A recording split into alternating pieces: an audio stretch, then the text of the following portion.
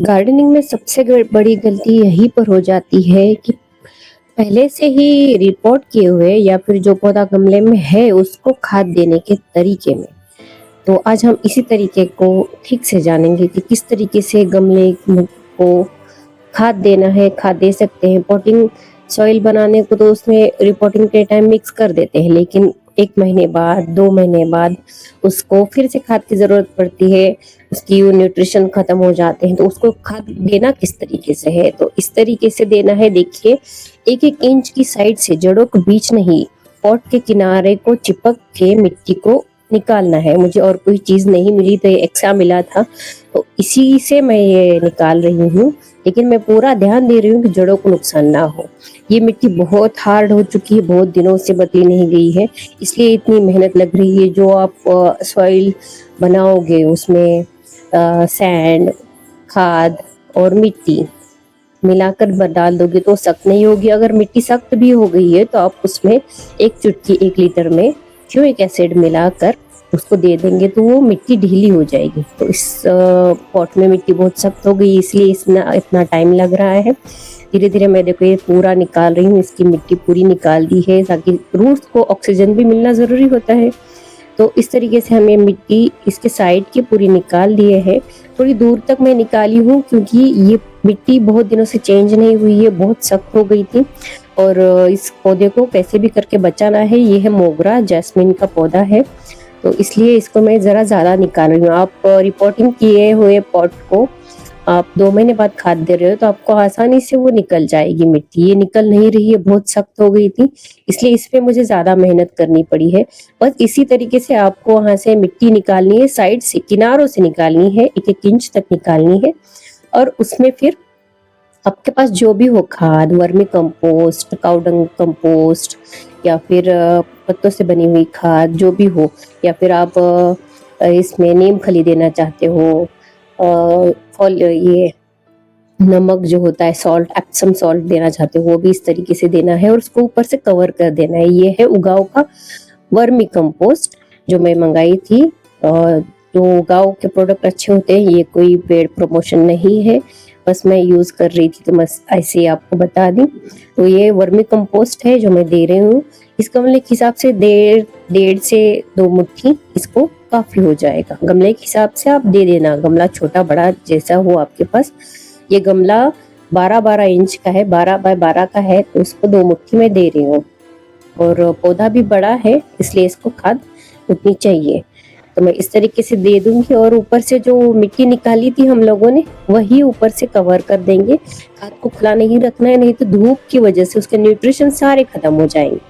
तो इसलिए इससे जो मिट्टी हम निकाले थे वही मिट्टी उसके ऊपर वापस कवर कर देंगे और इसको फिर पानी दे देंगे। नॉर्मल पानी भी दे सकते हो, ह्यूमिक एसिड हो आपके पास 1 चुटकी 1 लीटर में मिलाकर वो भी दे सकते हो।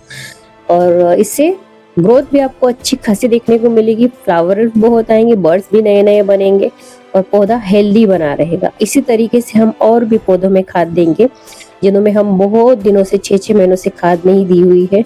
नर्सरी वाले केमिकल फर्टिलाइजर का यूज ज्यादा करते हैं, जैसे NPK, पोटाश, ये जो होता है उनका यूज ज्यादा करते हैं, इसलिए वहां पे हमें पौधे बहुत सारे खिले हुए दिखते हैं। लेकिन हम ऑर्गेनिक तरीके से भी ये सारी चीजें हमारे पौधों को हम दे सकते हैं। जैसे पोटैश के लिए हम केले के छिलकों का यूज कर सकते हैं, अंडे के छिलकों का यूज कर सकते हैं। तो इसी तरीके से प्याज के छिलकों का पानी वो सब हम दे सकते हैं। तो ये अडेनियम है जो सीड से ग्रो हुआ है, इसको भी बहुत दिनों से खाद नहीं दी गई, लेकिन इसकी मिट्टी अच्छी है, ढीली है, इसके रूट को ऑक्सीजन मिल रहा है, इसलिए पौधे की ग्रोथ भी अच्छी है। लेकिन इसमें खाद नहीं है, तो हम इसकी भी साइड से मिट्टी हटाकर इसको भी खाद दे देते हैं। उसी तरीके से वही तरीका रहेगा, साइड से किनारों से मिट्टी हटानी है, ढीली करनी है, थोड़ी लूज करनी है मिट्टी को, पूरा लूज नहीं करना, 1 से 1.5 इंच तक, 1 इंच बहुत होगा उतना तक ढीला करना है। उसके बाद कंपोस्ट की लेयर जो भी खाद आपके पास हो वो किनारों से डालनी है, रूट्स के पास नहीं, और वही जो मिट्टी निकाली थी उसको कवर कर देना है। तो ये तरीका है खाद देने का। जो पहले से लगाए पौधे हैं उनमें खाद देने का, और जिनमें हम लगाना है जिनको, उनको उन पौधों के लिए खाद, फर्टिलाइजर जो भी है, फंगिसाइड हो, उसके सॉइल मिक्स में मिक्स कर देना, पॉटिंग सॉइल में, और फिल करके लगा देना। और इस तरीके से ये हम यहाँ पे डाल रहे हैं इसको खाद, ताकि हमारे अडेनियम में सीड ग्रोन है 1 ईयर का होगा, अब ये फ्लावर भी देगा, तो इसको फ्लावर देने के लिए और ताकत मिले, इसलिए इसको भी खाद देना ज़रूरी है। बस यही कुछ सिंपल से तरीके हैं जो हम पौधों में खाद देते वक्त यूज़ कर सकते हैं, याद रख सकते हैं, बस इतनी सी बात है। तो आप भी ध्यान रखना कि खाद किस तरीके से देनी है, और जो भी खाद हो ऑर्गेनिक तरीके से बनी हुई अच्छी रहेगी। केमिकल का यूज़ असर ज़्यादा दिखता है, पर ऐसा नहीं है कि ऑर्गेनिक चीज़ों का नहीं दिखता, ऑर्गेनिक भी बहुत उससे ज़्यादा अच्छी काम करती है, लेकिन नुकसान नहीं देती, और केमिकल नुकसान भी देता है, तो ये बात ध्यान रखना। तो उम्मीद है आपको ये समझ में आ गई होगी ये वीडियो कि किस तरीके से खाद देना है पौधों को, जो पहले से लगाए हुए लगे हुए गमलों में पौधे हैं उनको। और इसमें आप लिक्विड फर्टिलाइजर भी दे सकते हो, केले के छिलकों को भिगोकर पानी देना, ये सब भी आप, ये फर्टिलाइजर आप खाद देने के बाद 15 दिनों बाद दे देना लिक्विड, क्योंकि एक साथ इतना दोगे तो एक साथ खाना देते जाओगे तो खाएगा क्या, उसको हजम नहीं होगा, इसलिए धीरे धीरे देना है, टाइम टू टाइम देना है। 15 दिन 20 डेज या फिर 1 मंथ का गैप देकर दूसरा फर्टिलाइजर देना है। तो याद रखिए इन खास बात को, और गार्डनिंग करते रहिए। हैप्पी गार्डनिंग टू ऑल, और पौधे लगाते रहिए, धरती को हरा भरा बनाते रहिए, धरती को ग्रीन ग्रीन बनाते रहिए, और मेरे चैनल को जरूर सब्सक्राइब करना। Thank you so much for watching. Bye bye, अल्लाह हाफिज, टेक केयर।